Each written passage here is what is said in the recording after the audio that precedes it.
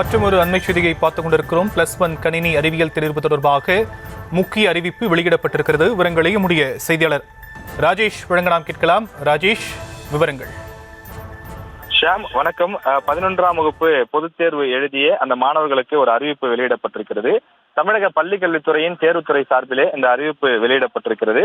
அதாவது +1 computer science exam எழுதிய அந்த மாணவர்கள் 24வது கேள்வியை அட்டெண்ட் செய்திருந்தாலே, அதாவது அந்த கேள்விக்கு பதில் எழுத முயற்சி செய்திருந்தாலே அவர்களுக்கு முழு மதிப்பெண்ணான 2 மதிப்பெண்களை வழங்க அதிகாரிகள் உத்தரவிட்டிருக்கிறார்கள். ஏனென்றால் அந்த கேள்வி தவறாக கேட்கப்பட்டதாக மாணவர்கள் மற்றும் ஆசிரியர்கள் தரப்பிலிருந்து தெரிவிக்கப்பட்டிருந்தது. எனவே அந்த கோரிக்கையை ஏற்று தேர்வுத்துறை இந்த உத்தரவை பிறப்பித்திருக்கிறது. எனவே மாணவர்களுக்கு இது ஒரு மகிழ்ச்சியான செய்தியாக பதிவாகி இருக்கிறது. ஏற்கனவே 10ஆம் வகுப்பு சமூக அறிவியல் பாடத்தில் 1 மதிப்பெண் வினா ஒன்று தவறாக கேட்கப்பட்ட நிலையில் அதற்கு பதில் 1 மதிப்பெண் அதை அட்டெண்ட் செய்திருந்தாலே வழங்கப்படும் என்று அறிவிப்பு வெளியிடப்பட்டிருந்தது.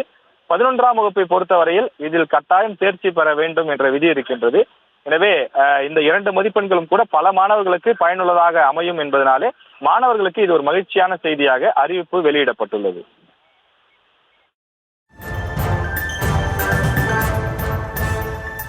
விவரங்களுக்கு நன்றி ராஜேஷ்.